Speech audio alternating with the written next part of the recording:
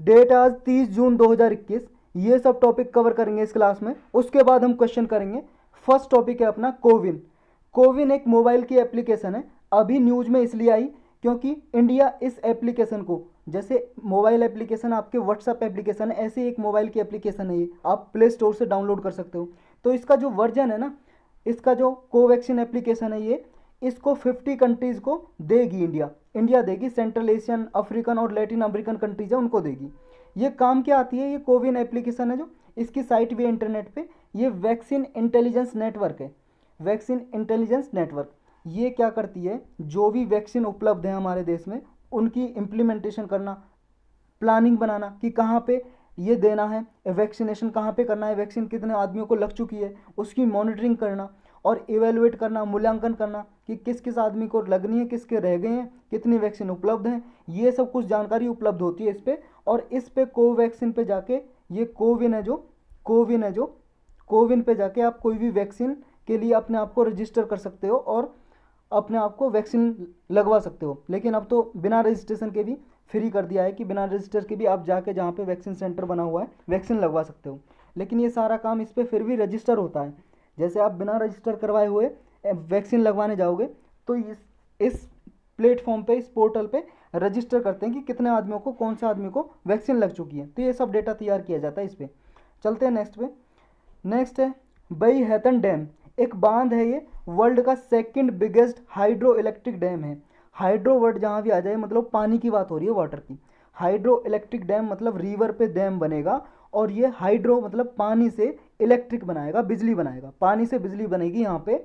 तो ये अभी अंडर कंस्ट्रक्शन में है। ये साउथ वेस्टर्न चाइना में बनेगा, ये डैम चाइना का डैम है और सेकंड बिगेस्ट डैम होगा, दुनिया का सबसे दूसरा बड़ा डैम होगा ये डैम है जी। देख लो आप, ये रिवर के साइड में बन रहा है ये डैम।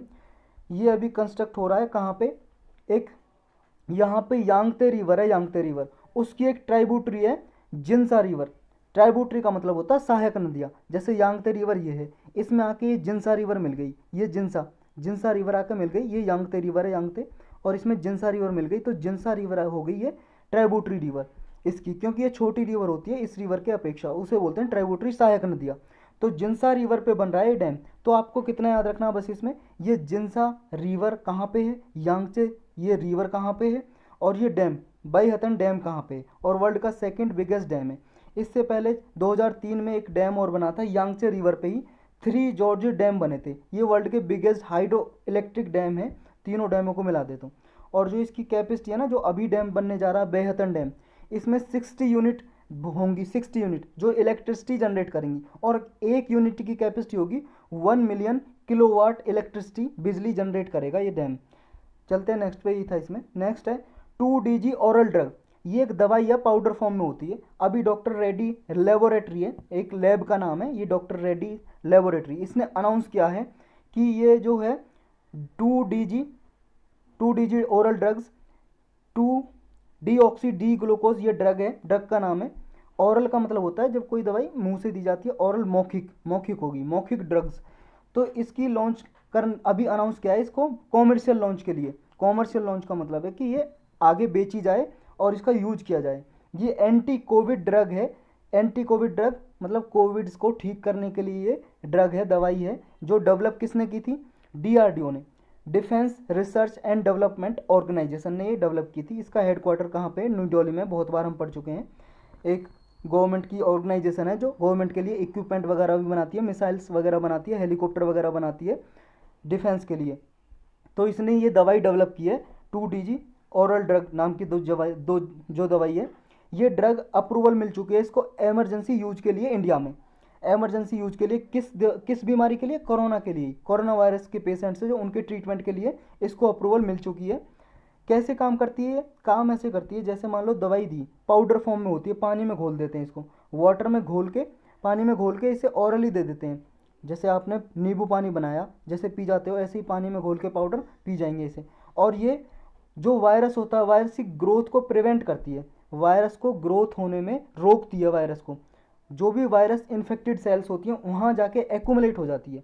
जैसे मान लो आपकी बॉडी में बहुत सारी सेल है, लेकिन वायरस अभी यहीं, ये मान लो बहुत सारी सेल है, वायरस अभी इस वाली सेल में आपके आया है, तो ये इन्फेक्ट हुई है, प्रभावित हुई है अभी वायरस से, तो ये जो भी वायरस इन्फेक्टेड सेल होंगी जो अफेक्टेड हैं उन पे जाके ये उनके आसपास एक्यूमुलेट हो जाती है दवाई, और फिर वायरस की ग्रोथ रोकती है। एक बात याद रखनी है, अगर स्टेटमेंट में आ जाए कि ये कोरोना वायरस को किल करती है क्या, मार देती है, उसका जवाब है नो, क्योंकि ये वायरस को मारती नहीं है, सिर्फ उसकी ग्रोथ रोकती है। जैसे वायरस देखो बॉडी में जाता है, वो मल्टीप्लिकेशन होता रहता है उसका, 1 से हुए 2, 2 से हुए 4, 4 से हुए फिर 8, ऐसे मल्टीप्लाई करता रहता है, तो इसकी ग्रोथ को रोक देती है, क्योंकि इसके चारों ओर एक्यूमुलेट हो जाती है, इसके चारों ओर वायरस की ओर इकट्ठा हो जाएगी, ये ग्रोथ ही नहीं कर पाएगा। समझे, ये ग्रोथ ही नहीं कर पाएगा जहाँ जहाँ पे वायरस है। अब जब ये ग्रोथ नहीं कर पाएगा तो फिर ये वायरस ढीला पड़ जाएगा, मतलब कमज़ोर हो जाएगा। तो इस तरह से वायरस की ग्रोथ को रोकती है और रिकवर होने में सहायता करती है पेशेंट की। तो ये चीज़ याद रखनी है आपको, स्टेटमेंट में आ जाए कि ये वायरस को किल कर देती है, गलत हो जाएगा। ये एक यूनिक प्रॉपर्टी है इसकी, जो इन्फेक्टेड सेल होती है उसी के पास जाके ये एक्यूमुलेट होती है, एक इस ड्रग की यूनिक प्रॉपर्टी है। जो भी सेल खराब होगी जहाँ पे कोरोना वायरस बैठा हुआ है वहीं पे जाके ये उसके चारों ओर घेर लेगी उसको, और पेशेंट को जो भी रिकवरी टाइम लगता है ना उसके 2 या 2.5 दिन, 2.5 डेज कम कर देगी। जैसे मान लो 14 दिन में ठीक होता है तो वो 12 दिन में ठीक हो जाएगा, या 11.5 दिन में ठीक हो जाएगा, 11.5 डे में। तो ये 2.5 दिन तक ये कम कर देती है उसका रिकवरी टाइम, और 40% तक ऑक्सीजन की डिमांड कम कर देती है। जितना ऑक्सीजन चाहिए 40% कम ऑक्सीजन चाहिएगा उसे। तो यही है, इसमें चलते हैं नेक्स्ट पे। नेक्स्ट है अग्नि पी मिसाइल, अग्नि पी या अग्नि प्राइम मिसाइल। अभी न्यू जनरेशन की न्यूक्लियर कैपेबल बालिस्टिक मिसाइल ये है जो डेवलप की है किसने, इसका अभी सक्सेसफुली टेस्ट फाइड किया है डीआरडीओ ने। डीआरडीओ ने डेवलप की है ये, डिफेंस रिसर्च डेवलपमेंट ऑर्गेनाइजेशन, इसने डेवलप की है, और बालिस्टिक मिसाइल है ये।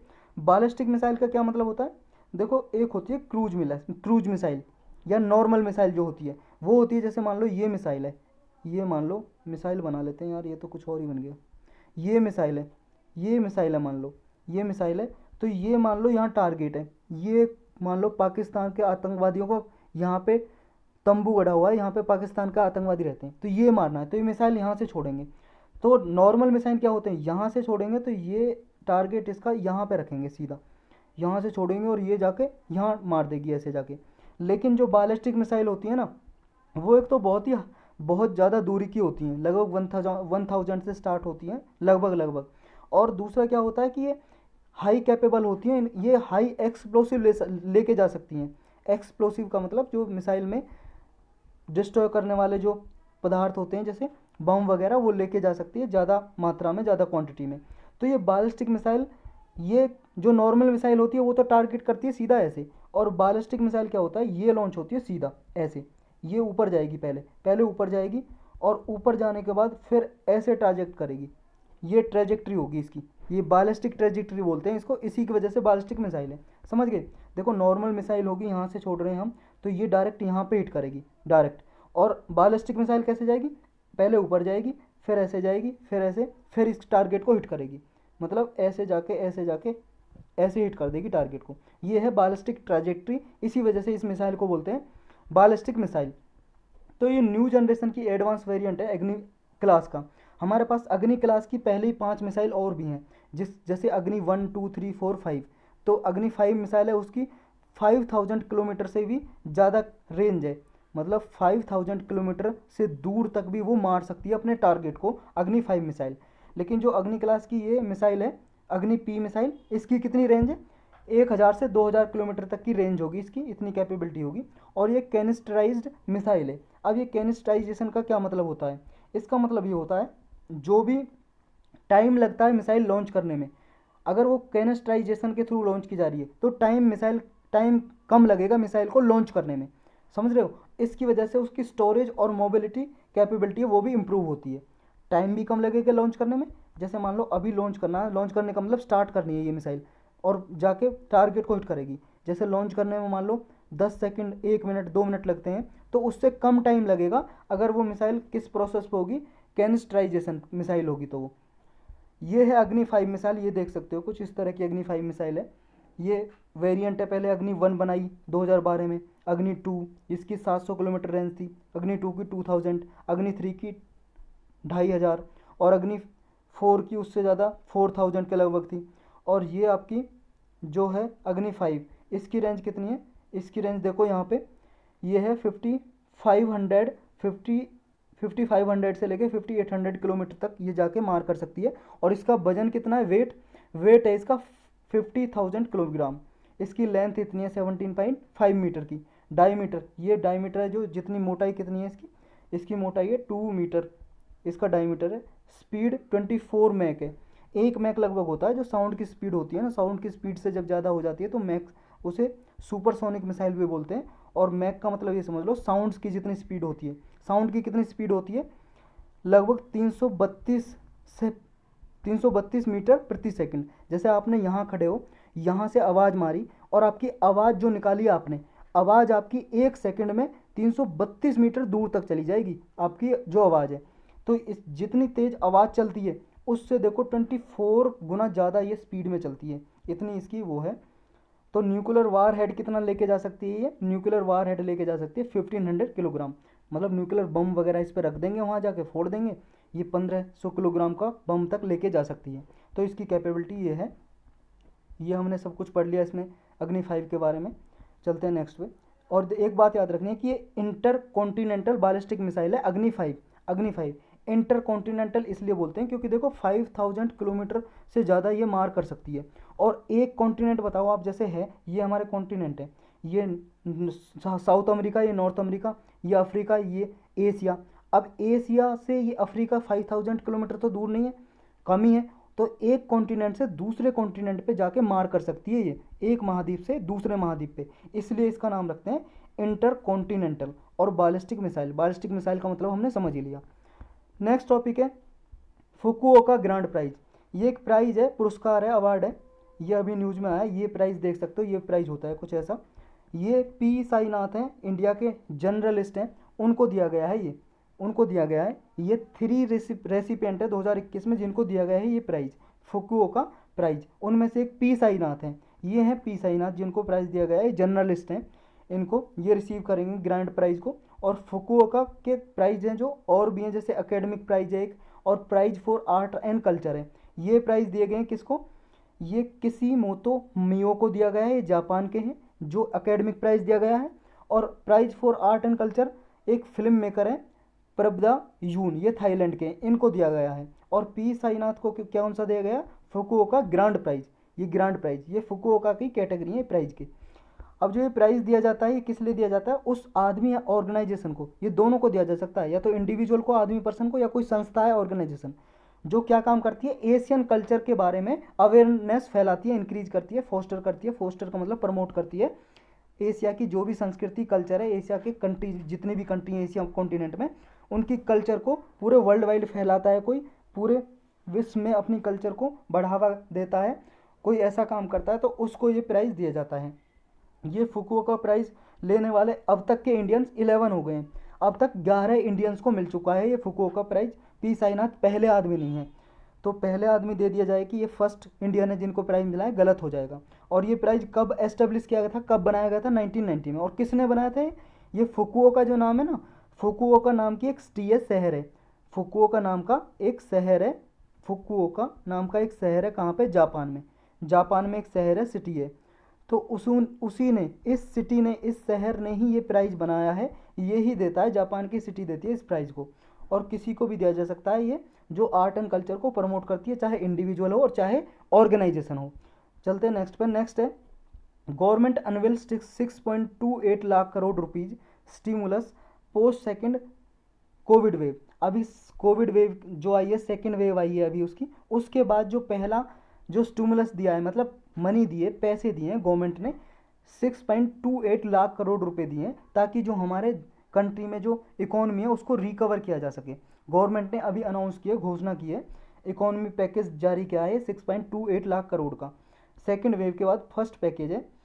ये लेटेस्ट पैकेज किस पे फोकस करेगा, ये लोन गारंटी देगा, ये लोन प्रोवाइड करेगा भाई साहब, किसको किसको, क्या, ये जो भी फैक्ट्रीज हैं, स्मॉल फैक्ट्रीज हैं, स्मॉल इंडस्ट्रीज हैं, एमएसएमईज हैं, उनको क्रेडिट देगा। क्रेडिट का मतलब मनी होता है, फिर पैसे देगा। ये हेल्थ केयर कैपेसिटी को इंक्रीज करने के लिए इन्वेस्टमेंट लेके आएगा। जो ये है 6.28 लाख करोड़ रुपीज़ जो दिए जा रहे हैं, ये हमारी जीडीपी का लगभग 3% है, 3%। तो टोटल जीडीपी लगभग कितने के बराबर होगी, 200 लाख करोड़ के, 200 लाख करोड़ की हमारी जीडीपी है टोटल। एक बार यूपीएससी ने 2015 के पेपर में ये पूछ लिया था बजट कितने का होता है, एनुअल बजट कितने का होता है रुपीज़ में, कितने लाख करोड़ का कितने का होता है। तो जीडीपी भी आपको याद रखनी है, कितने लाख करोड़ की होती है, लगभग 200 लाख करोड़ की होती है, 200 लाख करोड़ की हमारी टोटल जीडीपी। और ये 3% है जो अभी पैसे दिए हैं हमारी इंडस्ट्रीज़ को, लोन प्रोवाइड करेंगे इससे। अभी क्या है, existing emergency credit line guarantee scheme चलाई हुई है गवर्नमेंट ने, इसके थ्रू 1.5 लाख करोड़ रुपए जारी किए थे, इसी का एक्सपेंशन है ये इस स्कीम का। Emergency credit line guarantee scheme के अंदर जो 1.5 लाख करोड़ रुपए दिए थे इंडस्ट्रीज़ के लिए लोन के लिए, उसी का एक्सटेंशन है ये आगे जाके, और ये 6.28 लाख करोड़ रुपए और दे दिए। एक जो स्कीम है 7500 करोड़ स्कीम, ये लोन देने की स्कीम है, इसमें क्या है 1.25 लाख करोड़, सॉरी 1.25 लाख मतलब 1.25 लाख रुपए तक जो स्मॉल बोरोवर्स हैं, जो छोटे जो उधार लेने वाले हैं कोई भी, जैसे उन्हें उधार दिया जाएगा। जैसे आप मान लो कोई छोटा उद्योग चलाना चाहते हो, कॉटेज इंडस्ट्री चलाना चाहते हो विलेज एरियाज़ में, तो आप माइक्रो फाइनेंस इंस्टीट्यूशन से, माइक्रो फाइनेंस इंस्टीट्यूशन जैसे स्मॉल बैंक हो गए, स्मॉल बैंक होते हैं ना, या पेमेंट बैंक हो गए, पेमेंट बैंक, ये स्मॉल बैंक में आते हैं, ये माइक्रो फाइनेंस इंस्टीट्यूशन में आते हैं। फाइनेंस इंस्टीट्यूशन का मतलब फाइनेंस जो पैसे देते हो, इंस्टीट्यूशन संस्था, माइक्रो का मतलब छोटे, जो छोटे बैंक की तरह काम करते हैं ऐसे इंस्टीट्यूशन, जैसे स्मॉल बैंक हो गया और पेमेंट बैंक हो गया। तो ये 2.5 लाख रुपए तक स्मॉल बोर्स को लोन देने के लिए 75 करोड़ की स्कीम चलाई गई। इसमें फ्रेश लोन गारंटी फैसिलिटी भी है 1.1 लाख करोड़ रुपीज़ की, जो हेल्थ केयर इन्वेस्टमेंट के लिए दी जाएगी। और ये नॉन मेट्रोपॉलिटन एरियाज़ के लिए है। नॉन मेट्रोपॉलिटन का मतलब जो शहर तो हैं, लेकिन मेट्रोपॉलिटन जो बड़े एरियाज़ होते हैं उनसे जो छोटे एरिया होते हैं टाउनशिप टाइप के, तो उनको दी जाएगी। और टूरिज्म सेक्टर के लिए भी प्रमोट किया जाएगा, ज़्यादा से ज़्यादा टूरिस्ट आ सकें। एक सेपरेट 2300 करोड़ रुपीज़ का और रुपीज़ अलोकेट किए हैं पब्लिक हेल्थ के लिए। ये केवल और केवल फोकस रहेगा इनका पेडियाट्रिक केयर के लिए। पेडियाट्रिक का मतलब होता है बाल चिकित्सा के लिए, बच्चों के लिए फैसिलिटी हो, हॉस्पिटल में फैसिलिटी हो इनके लिए, और आईसीयू बेड्स उपलब्ध हो वहाँ पे, ऑक्सीजन सप्लाई वगैरह हो, मेडिकल केयर जो प्रोफेशनल्स हैं उनका ऑगमेंट करेंगे। ऑगमेंट का मतलब बढ़ावा देने होता है। नेक्स्ट क्या होगा, इसमें इनडायरेक्ट सपोर्ट दी जा रही है एक्सपोर्ट के लिए 1.21 लाख करोड़ की, नेक्स्ट 5 ईयर के लिए, अगले 5 साल के लिए एक्सपोर्ट का प्रमोशन किया जा सके, इसलिए इतने रुपए दिए जा रहे हैं। जो मान लो फैक्ट्रीज वगैरह, कंपनी वगैरह एक्सपोर्ट करती हैं, उनको इतने लाख करोड़ का 1.21 लाख करोड़ रुपीज़ का लोन दिया जाएगा। नेक्स्ट इसमें क्या है, नेक्स्ट है free month visa for 5 lakh tourist. 1 month का फ्री वीज़ा दिया जाएगा। जैसे मान लो कोई बाहर से विदेशी हमारे कंट्री में, इंडिया में घूमने आना चाहता है, तो उसे वीज़ा लेना पड़ता है, और वीज़ा लेने के लिए फ़ीस देनी पड़ती है। वीज़ा एक परमिशन ही होती है, कागज़ पे लिखा होता है वीज़ा इंडिया का। तो ये जैसे यूएसए से कोई आ रहा है, यूएसए में हमारे एम्बेसडर होंगे, एम्बेसडर से वो अप्लाई करेगा, वीज़ा लेगा, तो वो फीस लगती है, वो फीस अभी फ्री कर दी 1 महीने के लिए। 1 महीने का कोई टूरिस्ट वीज़ा ले रहा है तो 5 लाख टूरिस्ट को दिया जाएगा। इससे फ़ायदा क्या होगा, हमारे यहाँ पे टूरिस्ट ज़्यादा घूमने आएंगे, उन्हें वीज़ा की फ़ीस नहीं देनी पड़ेगी, ज़्यादा घूमने आएंगे तो यहाँ पे वो कुछ खरीदेंगे, लोगों को रोज़गार मिलेगा, कंपनियाँ ज़्यादा प्रोडक्शन करेंगी, वो खरीदेंगे तो माल बिचेगा। नेक्स्ट क्या है, new seed varieties of farmer को, किसानों को नई वेराइटी के सीड्स दिए जाएंगे। अब इससे बेनिफिट और इम्प्लीकेशन क्या होंगे, जो ये मेजर्स लिए हैं, इतने लाख करोड़ 6.28 लाख करोड़ रुपए का पैकेज जो गवर्नमेंट ने दिया, इससे फ़ायदा क्यों नहीं होगा भाई साहब, ये फ़ायदा होगा। कोविड-19 के बाद आपको पता है जो फैक्ट्रीज वगैरह रुक गई, उनको एक तरह से स्टिमुलस मिलेगा, उनको लोन मिलेगा, तो वो अपना बिजनेस चला पाएंगी। और जो एक्सटेंशन क्या है, ये export credit line guarantee scheme का, उसके थ्रू क्या है, सपोर्ट प्रोवाइड की जाएगी जो स्टेट्स सेक्टर है। स्टेट्स सेक्टर का मतलब क्या है, स्टेट्स का मतलब है जो सेक्टर, ऐसी कंपनियां जो रुक गई हैं कोविड-19 की वजह से, जिन पे प्रभाव पड़ा है, उनको दोबारा से उभारने का काम करेगा ये पैकेज। टूरिज्म सेक्टर को भी ये प्रमोट करेगा, क्योंकि जो वीज़ा दिया जा रहा है, फ्री वीज़ा दिया जा रहा है 5 लाख जो टूरिस्ट हैं उनको, तो एक तरह से एम्प्लॉयमेंट जनरेट करेगा। ये एम्प्लॉयमेंट इंटेंसिव सेक्टर है, उनकी हेल्प करेगा रिवाइव करने में। नेक्स्ट क्या होगा, एक तरह से ये मैन पावर और इंफ्रास्ट्रक्चर रिसोर्स हैं उनको ऑगमेंट करेगा, जैसे पेडियाट्रिक केयर के लिए, बच्चों के लिए अस्पताल बनाना, ये सब कुछ ये करेगा। लेकिन क्या ये जो मेजर्स हैं सफिशिएंट हैं, जो 6.28 लाख करोड़ का पैकेज दे रही है गवर्नमेंट, ये काफ़ी है इकोनॉमी को रिवाइव करने के लिए? कुछ एक्सपर्ट ये कह रहे हैं, देखो ये जो मेजर्स हैं, जो लो डिमांड है उसको टैकल नहीं करेंगे, जो हमारी इकोनॉमी में डिमांड लो चल रही है। डिमांड का मतलब जो लोग हैं कम खरीद रहे हैं, सिर्फ जो असेंशियल चीज़ है ना, असेंशियल कॉमोडिटीज़, जो ज़रूरत की चीज़ें हैं उन्हीं को खरीद रहे हैं। फल सब्जियां, खाने की चीज़, जो कुछ रहने के लिए आवश्यक चीज़ें उनको ही खरीद रहे हैं, जो असेंशियल कॉमोडिटीज़ हैं। तो डिमांड लो है बाकी की जो हमारी इकोनॉमी है, और जीडीपी भी लो है, क्योंकि जब लो डिमांड रहेगी, जब भाई साहब आप मांग ही नहीं करोगे, आप चीज़ खरीदने ही नहीं जाओगे प्रोडक्ट मार्केट से, तो फिर आप बताओ कंपनी उसे प्रोडक्शन क्यों करेंगी? कंपनी फैक्ट्रियाँ क्यों उसे बनाएंगी, क्यों मैन्युफैक्चरिंग करेंगी, प्रोडक्शन क्यों करेंगी? तो जब प्रोडक्शन नहीं करेंगी तो जीडीपी भी तो लो रहेगी। हाई इन्फ्लेशन है, महंगाई है जो वो हाई है, और अनएम्प्लॉयमेंट है, रोजगार तो है नहीं, ये सब आपको पता ही है। तो जो ये सब कुछ है ना, इसको इसके लिए, इसे टैकल करने के लिए, इसे एड्रेस करने के लिए ये जो पैकेज दिया है 6.28 लाख करोड़ का, ये काफ़ी नहीं है। तो फिर ज़रूरत क्या है? What needs to be done? क्या करना चाहिए? करना ये चाहिए, देखो आपके मेंस में ये आंसर आ सकता है, और यूपीएससी ने 2020 के में कोविड-19 से हर एक पेपर में, लगभग हर एक जीएस पेपर होते हैं ना, जीएस 1 2 3 4 5, जीएस 1 2 3 4 होते हैं, 4 पेपर होते हैं, उनमें हर पेपर में एक दो क्वेश्चन डायरेक्टली और इनडायरेक्टली कोविड-19 से पूछा है कि आप इससे इकोनॉमी को कैसे करोगे। इकोनॉमी में पूछा है, तो एक और में पूछा मान लो सोसाइटी पे क्या इफेक्ट पड़ा है, ये सब कुछ पूछा है। तो आप ये कह सकते हो कि अभी मान लो डिमांड को इंक्रीज करना है तो कैसे पैकेज ले सकते हैं। एक्सपर्ट का कहना है, मानना है कि हमारी जो इकोनॉमी है ना, वो एक्सपोर्ट ड्रिवन इकोनॉमी नहीं है, कि हमारी इकोनॉमी इस पे बेस्ड नहीं है कि ज़्यादा से ज़्यादा हम एक्सपोर्ट कर रहे हैं और फिर बाहर से डॉलर कमा रहे हैं और फिर हमारी इकोनॉमी चल रही है, इस पे बेस्ड नहीं है। हमारी इकोनॉमी कंजप्शन ड्रिवन इकोनॉमी है। कंजम्पशन का मतलब है कि हमारी इकोनॉमी में पॉपुलेशन बहुत ज़्यादा, वो ज़्यादा खरीदती है, 135 करोड़ के लगभग हमारी जनसंख्या, वो ज़्यादा कंजप्शन करती है, ज़्यादा खाती पीती है, ज़्यादा प्रोडक्ट खरीदती है, और जब ज़्यादा प्रोडक्ट खरीदेगी तो कम से कम नियरली 55% तक हमारी जीडीपी तो इसी पे कंजप्शन पे बेस्ड है, कंजप्शन पे। और जो ज़्यादा खरीदेगी तो क्या है, प्रोडक्शन का मैन्युफैक्चरिंग भी ज़्यादा होगी, प्रोडक्शन की मैन्युफैक्चरिंग होगी तो क्या होगा, जीडीपी भी ग्रोथ करेगी। तो हमारी जीडीपी कैसी है, कंजप्शन बेस्ड है। तो नीड क्या है, नीड ये है कि डिमांड बढ़ाई जाए, हमारी इकोनॉमी में डिमांड बढ़ाई जाए, कंजप्शन बढ़ाया जाए। जब कंजप्शन इंक्रीज होगा, ज़्यादा से ज़्यादा लोग कंजप्शन करेंगे, ज़्यादा से ज़्यादा लोग वस्तुएं खरीदेंगे, माल खरीदेंगे, तो डिमांड बढ़ेगी, डिमांड बढ़ेगी तो प्रोडक्शन बढ़ेगा। तो उसके लिए क्या ज़रूरत है,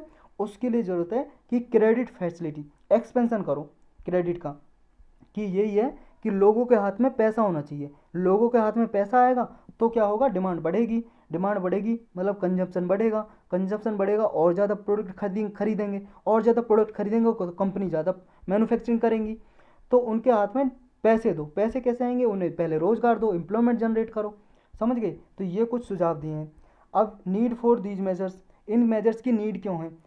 देखो इनकी नीड इसलिए है, जो अभी 6.28 लाख करोड़ रुपए दिए हैं गवर्नमेंट ने, उसकी ज़रूरत इसलिए थी क्योंकि 3.2 करोड़ जो मेडियोकर फैमिली हैं, मिडिल क्लास के जो फैमिली के लोग हैं, वो कम से कम 3.2 करोड़ वो श्रिंक हो गए हैं, वो कम हो गए हैं इतने लोग। और कम से कम इतने पीपल 7.5 करोड़, 7.5 करोड़ लोग गरीबी रेखा से नीचे आ गए, बिलो द पॉवर्टी लाइन आ गए 2020 में, इस कोविड-19 की वजह से। तो ये पेंडेमिक का इफेक्ट है, इम्पैक्ट है जो पड़ा है लोगों पे। तो इसे इकोनॉमी को दोबारा से रिवाइव करने के लिए ये पैकेज की ज़रूरत पड़ी है। तो यही है, इसमें चलते हैं नेक्स्ट पे। नेक्स्ट है स्टैटिस्टिक्स डे। ये क्या है, ये 29 जून को, 29 जून को एवरी ईयर सेलिब्रेट किया जाता है, मनाया जाता है स्टैटिस्टिक्स डे। ये क्यों मनाया जाता है 29 जून को स्टैटिस्टिक्स डे? इसलिए मनाया जाता है क्योंकि इस दिन एक महालानोबिस हैं, महालानोबिस, पीसी महालानोबिस नाम के आदमी हैं। ये स्टैटिस्टियन थे, प्रोफेसर हैं, ये अभी मर चुके हैं, लेट प्रोफेसर प्रशांत चंद्र महालानोबिस। इनका जन्मदिन होता है इस दिन, इसलिए स्टैटिस्टिक्स डे मनाया जाता है हर साल इनके जन्मदिन के उपलक्ष्य में। अब इन्होंने क्या काम किए थे ऐसे, इन्होंने इकोनॉमिक प्लानिंग में और स्टैटिस्टिकल सिस्टम है जो हमारा इंडिया का, उसमें कंट्रीब्यूशन दिया था। ये हैं भाई साहब पीसी महालानोबिस, देख सकते हो आप। इनका जन्म हुआ था 29 जून 1893 को, 1893 को। तो इन्हीं के जन्मदिन के रूप में मनाया जाता है। और इस साल की जो थीम है 2021 की, वो sustainable development goal second number का, उसको अचीव करने की है।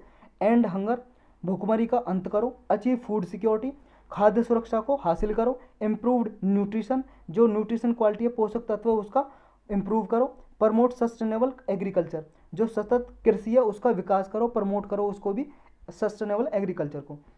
कंट्रीब्यूशन क्या क्या है पीसी महालानोबिस के, इन्होंने 1893 में इनका जन्म होता है, 1972 में ये चले जाते हैं दुनिया छोड़ के। ये चीफ आर्किटेक्ट माने जाते हैं हमारे इंडियन स्टैटिस्टिकल सिस्टम के। मतलब जो हमारे इंडिया का जो स्टैटिस्टिकल सिस्टम है इन्होंने ही बनाया, इन्होंने ही नींव रखी। और ये स्टैटिस्टिकल साइंस इन इंडिया उसके फादर माने जाते हैं, जनक। स्टैटिस्टिकल साइंस के जनक माने जाते हैं इंडिया में। इन्होंने एक इंस्टीट्यूट बनाया, इंडियन स्टैटिस्टिकल इंस्टीट्यूट ISI 1931 में कोलकाता में।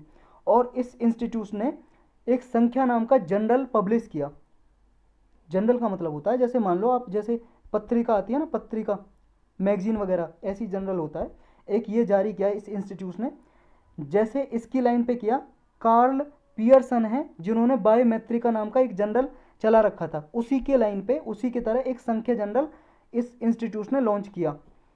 और 1959 में इन्होंने एक, मतलब ये जो बॉडी है ना, इंस्टीट्यूट है इंडियन स्टैटिस्टिकल इंस्टीट्यूट, ये इंस्टीट्यूट को 1959 में आज़ादी के बाद जो हमारी ministry of statistics and programme implementation है इसके अंदर ये ला दिया गया। मतलब अभी किसके अंदर काम करता है इंडियन स्टैटिस्टिकल इंस्टीट्यूट?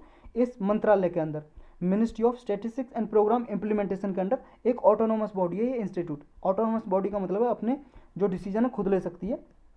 और ये जो है PC महालानोबिस, इन्होंने एक CSO डेवलप किया, एस्टेब्लिशमेंट किया, सेंट्रल स्टैटिस्टिकल ऑर्गेनाइजेशन, एक नेशनल सैंपल सर्वे बनाया, एनुअल सर्वे ऑफ इंडस्ट्री को एस्टेब्लिश किया, ये सब इन्होंने ही बनाया।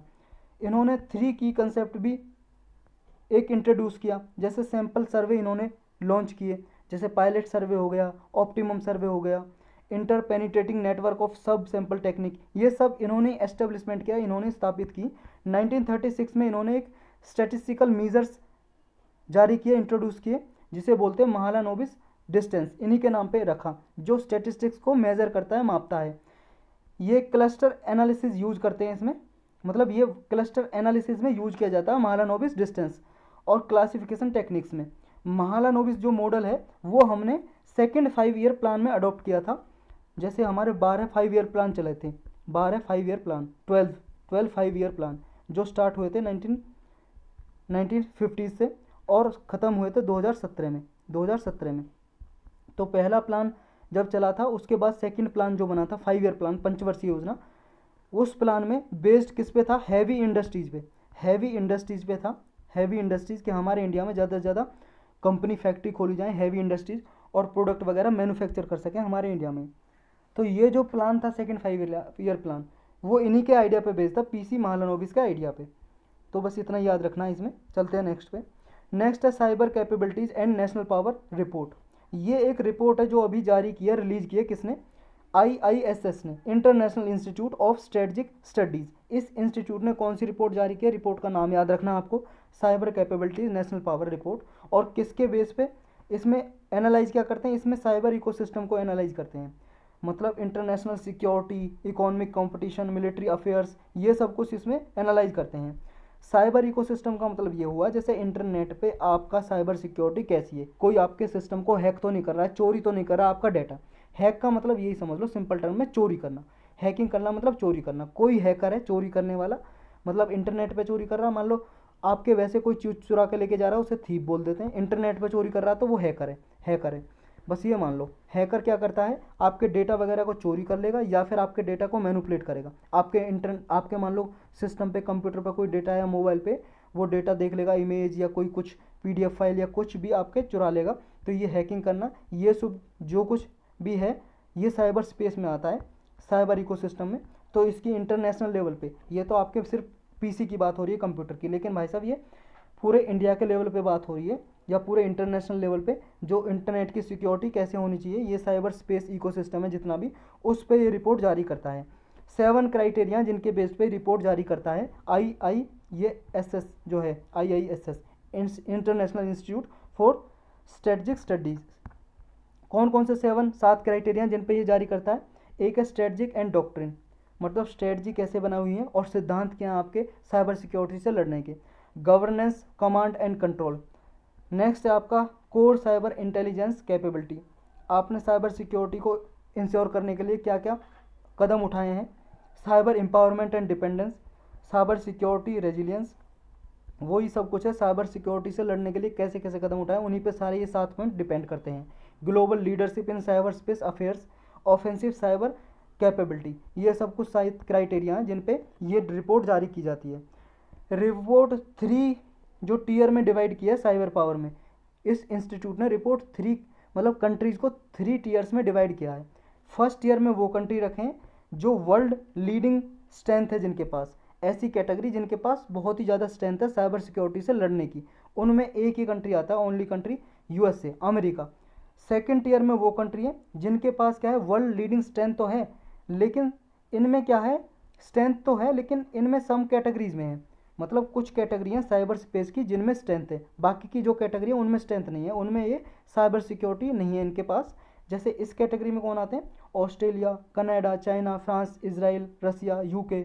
और थर्ड ईयर में वो स्टेट्स आते हैं जिनके पास देखो कुछ कैटेगरी में स्ट्रेंथ तो है, जो सेकंड कैटेगरी के वाले हैं उनमें स्ट्रेंथ तो है, लेकिन जो बाकी के क्राइटेरिया हैं, बाकी की कैटेगरी हैं उनमें वीकनेस है, उनमें कमज़ोर हैं, उनमें कमज़ोर हैं। ये 3 टीयर की में डिवाइड किए हैं कंट्रीज। और इस थर्ड कैटेगरी में आते हैं जैसे India, Indonesia, Iran, Japan, Malaysia, north Korea और वियतनाम, ऐसे ये आते हैं थर्ड टीयर में। तो आपको याद इतना रखना, फर्स्ट कैटेगरी में कौन है, इंडिया, फर्स्ट टीयर में कौन है, यूएसए, थर्ड में इंडिया तो, और सेकंड में चाइना, ये इतना याद रखना है इसमें। अब हाईलाइट क्या है रिपोर्ट की, इसने कहा है कि यूएसए ही एक only top tier cyber power है, क्योंकि उसने क्या है, उस पर रैंसमवेयर का अटैक वो इंक्रीज हो गया इसका रिस्क, और इसने बहुत सारे हैकर्स ने कैरीड आउट किया रैंसमवेयर अटैक। रैंसमवेयर अटैक होता है जैसे मान लो कोई वायरस या मालवेयर भेज दिया आपके कंप्यूटर पे, मालवेयर आ गया, जैसे किसी नाम का मालवेयर आ गया, और उसने आपके मान लो ओपन करते हो आप कंप्यूटर को, जैसे ऑन करते हो आपके लैपटॉप को या कंप्यूटर को, तो उसके स्टार्टिंग में ही आ जाएगा एक कोड कि आप कोड दो, और कोड मांगेगा वो, और फिर एक मैसेज आएगा नीचे कि आपको कोड चाहिए अपना कंप्यूटर खोलने के लिए, तो आप इतनी राशि दो, रैंसम दो, फिरौती दो, 1 लाख करोड़ या कितने करोड़, 10 करोड़, 20 करोड़ रुपए दो, तब जाके आपका कोड खुलेगा, नहीं तो आपके सारा डेटा चुरा लिया जाएगा या डिलीट कर दिया जाएगा। तो ऐसे करते हैं रैंसमवेयर अटैक। तो इसके केसेस इंक्रीज हो गए हैं यूएसए में। यूएसए जो है अमेरिका ओनली कंट्री है टॉप टीयर में जो साइबर सिक्योरिटी की टर्म में ये टॉप कंट्री है। क्यों है, क्योंकि इसकी डिजिटल इंडस्ट्रियल बेस है जो बहुत ही अच्छा है, और क्रिप्टोग्राफिक जो एक्सपर्टीज़ हैं और एबिलिटी है एग्जीक्यूट करने की साइबर सिक्योरिटी को बहुत अच्छी है इसकी। चाइना जो सेकंड कैटेगरी में आता है वो अभी at a least a decade behind the USA when it comes to cyber power. कम से कम 10 साल पीछे है यूएसए से, जो साइबर पावर में अगर आना चाहता है यूएस के बराबर चाइना कम से कम अभी डिकेड पीछे है, 10 साल कम से कम पीछे है। इंडिया की स्पेसिफिक और इसमें ऑब्जर्वेशन क्या है, इंडिया की ऑब्जर्वेशन ये है कि इंडिया क्या है, जियो स्ट्रेटजिक इंस्टेबिलिटी होने के कारण भी इंडिया की जो अवेयरनेस है साइबर थ्रेट के, जो वो मॉडेस्ट लेवल पे है। इंडिया की जो प्रोग्रेस है वो मॉडेस्ट प्रोग्रेस पे है, मतलब ना तो ज़्यादा कम है ना ज़्यादा है, मतलब बीच मिडल लेवल पे आता है। और इंडिया डेवलप कर रहा है अपनी पॉलिसी और साइबर स्पेस सिक्योरिटी के लिए डॉक्ट्रिन डेवलप कर रहा है, अभी मिडल स्टेज में है। अभी हमने 2020 में देखा था इंडिया और चाइना के बीच में स्टैंड ऑफ हो गया था लद्दाख में, तब चाइना ने कुछ साइबर अटैक किए थे इंडिया पे, इंडिया के नेटवर्क को हैक करने की कोशिश की थी। नेक्स्ट क्या आता है, इंडिया ने करंटली कुछ टारगेट बनाए अपनी वीकनेस को टैकल करने के लिए। ये यूएस, यूके और फ्रांस के साथ मिलकर पार्टनरशिप कर रहा है इंडिया, और इंटरनेशनल एक्शन ले रहा है साइबर स्पेस के लिए। इंडिया की अप्रोच ये रहती है कि इंस्टीट्यूशनल रिफॉर्म किए जाएँ साइबर गवर्नेंस के लिए, और इंडिया का जो अभी है साइबर स्पेस के रिगार्डिंग वो अभी स्लो और इंक्रीमेंटल है, मतलब स्लो है लेकिन इंक्रीमेंटल है, धीरे धीरे चल रहा है इंडिया साइबर स्पेस की सिक्योरिटी के मतलब रास्ते पे, लेकिन अभी स्लो चल रहा है लेकिन इंक्रीमेंट कर रहा है, पहले से इंक्रीमेंट कर रहा है। जो मिलिट्री डोमेन है उसके लिए साइबर सिक्योरिटी में सिविल और मिलिट्री डोमेन में इसने एस्टेब्लिश की थी साइबर सिक्योरिटी इंडिया ने 2018 और 2019 में। सिविल सिक्योरिटी की थी साइबर स्पेस में 2018 में, और मिलिट्री के लिए 2019 में। ये कुछ कदम उठाए हैं इंडिया ने। अब इंडिया आगे क्या कर सकता है, इंडिया को क्या है, इंडिया के पास अभी बेस्ट चांस है, वो सेकंड टीयर में मूव कर सकता है, क्योंकि अभी जो इस रिपोर्ट के अकॉर्डिंग IISS की जो रिपोर्ट है इसकी अकॉर्डिंग इंडिया थर्ड टीयर में आता है, क्योंकि इंडिया की स्ट्रेंथ तो है साइबर सिक्योरिटी में कुछ कैटेगरीज में, लेकिन वीकनेस भी है। तो अभी उसके पास चांस है कि थर्ड कैटेगरी से आगे सेकंड टीयर में जाके इम्प्रूव कर सकता है अपने आप को, कुछ जो वीकनेस है उन वीकनेस को कम मतलब मिटा के, और डिजिटल इंडस्ट्रीज जो पोटेंशियल है उसको यूज करके। तो होल सोसाइटी को साथ लेके, एक होल सोसाइटी की अप्रोच लेके अपनी साइबर सिक्योरिटी इंप्रूव कर सकता है, और सेकंड टीयर में आ सकता है इंडिया 3rd ईयर से। तो यही सजेशन है इसमें, यही था इसमें। अब हम क्वेश्चन करेंगे, यही टॉपिक थे आज के। फर्स्ट क्वेश्चन है हमारा सिंथेटिक बायोलॉजी से रिगार्डिंग है। 3 स्टेटमेंट दी हुई हैं।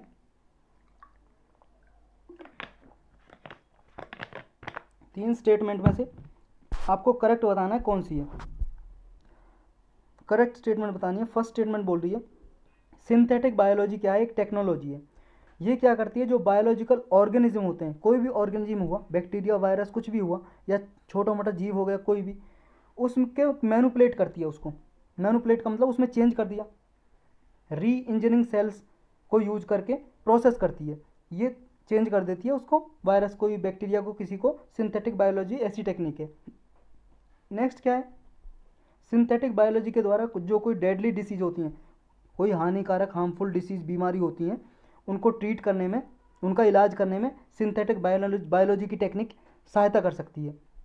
नेक्स्ट कह रहा है कि सिंथेटिक बायोलॉजी की फील्ड में जो इंटरनेशनली इसको वर्ल्ड हेल्थ ऑर्गेनाइजेशन के द्वारा रेगुलेट किया जाता है, मतलब इसके लिए WHO ने नियम बनाए हुए हैं सिंथेटिक बायोलॉजी के लिए। आपको बताना है करेक्ट कौन सा, 1 3 1 2 1 या 1 2 3। देखो तीसरा बिल्कुल इनकरेक्ट है, क्योंकि वर्ल्ड हेल्थ ऑर्गेनाइजेशन ने कोई अभी सिंथेटिक बायोलॉजी के लिए रूल्स नहीं बनाए इंटरनेशनली। बाकी के दो बिल्कुल सही है। इसमें जो ऑर्गेनिज्म है, बायोलॉजिकल ऑर्गेनिज्म, इसमें मैनिपुलेट किया जाता है, चेंज किया जाता है, और जो बीमारी होती है, घातक बीमारी, उनको ठीक किया जा सकता है। तो इसका आंसर हो जाएगा बी, 1 और 2 करेक्ट। चलते हैं नेक्स्ट पे। नेक्स्ट है हमारा लक्षद्वीप के रिगार्डिंग स्टेटमेंट दी हुई है। आपको करेक्ट बताना करेक्ट कौन सी है।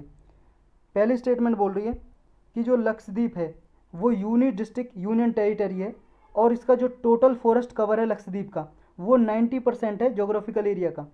इसका जो जितना भी लक्षद्वीप का एरिया, उसके 90% एरिया में फॉरेस्ट है, जंगल है। थर्ड स्टेटमेंट ये कह रही है कि लार्जेस्ट जो बिजली यहाँ पे जनरेट होती है वो सोलर एनर्जी के द्वारा जनरेट होती है, इलेक्ट्रिसिटी, लक्षद्वीप में। आपको करेक्ट बताना है कौन सा है, 1 2 2 3 2 ओनली 1 2 3। देखो थर्ड स्टेटमेंट बिल्कुल गलत है, क्योंकि यहाँ पे ज़्यादा बिजली होती है डीजल जनरेटर से, डीजल जनरेटर से बिजली बनती है यहाँ पे ज़्यादा, तो ये बिल्कुल गलत हो जाएगा। तो बाकी के दो स्टेटमेंट बिल्कुल करेक्ट हैं, 1 और 2, तो ए करेक्ट आंसर हो जाएगा। नेक्स्ट है हमारा, आपको इन्फ्लेशन के रिगार्डिंग स्टेटमेंट दूँ है। फर्स्ट स्टेटमेंट बोल रही है कि पिछले 5 साल में होल सेल प्राइस इंडेक्स है, WPI इन्फ्लेशन है जो महंगाई, वो हमेशा 10% से नीचे रही है पिछले 5 सालों में। पिछले 5 सालों में जो रिटेल इन्फ्लेशन है वो ऑलवेज 4% से लेकर 2% की रेंज में रही है, जो RBI सेट करता है, इसकी रेंज में रही है। तो आपको बताना है इनकरेक्ट, गलत स्टेटमेंट कौन सी है। पहली गलत है, दूसरी गलत है, दोनों गलत है, या दोनों गलत नहीं है, दोनों गलत नहीं है, और दोनों गलत नहीं है, दोनों की दोनों सही हैं। तो ये बताना आपको, इनकरेक्ट बताना आपको। यहाँ देखो दोनों की दोनों इनकरेक्ट हैं, और आपका सी आंसर यहाँ पे करेक्ट हो जाएगा, क्योंकि हमें इनकरेक्ट बतानी है गलत स्टेटमेंट। क्योंकि आपको पता है अभी कोविड-19 आया, पिछले साल में इन्फ्लेशन बहुत ज़्यादा बढ़ गई थी WPI, और ये रेंज भी क्रॉस कर गई थी, तो ये दोनों की दोनों गलत हो जाती हैं, सी आंसर हो जाएगा। नेक्स्ट आपको बताना है बायोडाइवर्सिटी हॉटस्पॉट के रिगार्डिंग स्टेटमेंट दिए हैं, करेक्ट बताना है। बायोडाइवर्सिटी हॉटस्पॉट ये केवल और केवल ट्रॉपिकल रीजन में होते हैं। ये हमारा इंडिया, मतलब ये अर्थ है, अर्थ के यहाँ 0 डिग्री है, और ये दोनों साइड 23.5 डिग्री है, ट्रॉपिकल रीजन है दोनों साइड, नॉर्थ साइड में और साउथ साइड में। अगर 23.5 डिग्री ये हम लें एरिया अर्थ का, तो ये ट्रॉपिकल रीजन है, 23.5 डिग्री नॉर्थ और साउथ में इक्वेटर से, भूमध्य रेखा से। और फिर उसके बाद आता है सब ट्रॉपिकल 35 डिग्री तक सब ट्रॉपिकल, और फिर उसके बाद आता है टेम्परेट 60 डिग्री तक टेम्परेट, फिर उसके बाद आ जाता है आपका पोलर जोन। तो ये ट्रॉपिकल रीजन है जो 23.5 डिग्री नॉर्थ एंड साउथ के बीच वाला एरिया, क्या सिर्फ उसी में मिलते हैं क्या बायोडाइवर्सिटी हॉटस्पॉट। सेकंड स्टेटमेंट कह रही है इंडिया के पास 4 बायोडाइवर्सिटी हॉटस्पॉट हैं, वो eastern Himalayas, western Himalayas, western Ghat, Andaman Nicobar island, ये 4 ये बायोडाइवर्सिटी हॉटस्पॉट हैं इंडिया के। अब आपको बताना है करेक्ट कौन सा है। देखो दोनों के दोनों स्टेटमेंट बिल्कुल इनकरेक्ट हैं, यानी कि हमारा आंसर हो जाएगा डी, कोई सा भी सही नहीं है। कैसे, क्योंकि बायोडाइवर्सिटी हॉटस्पॉट्स ट्रॉपिकल एरिया में नहीं, टेम्परेट में भी हो सकते हैं भाई साहब, सब ट्रॉपिकल में भी हो सकते हैं, तो ये बिल्कुल गलत हो जाएगा, तो इसे काट दो।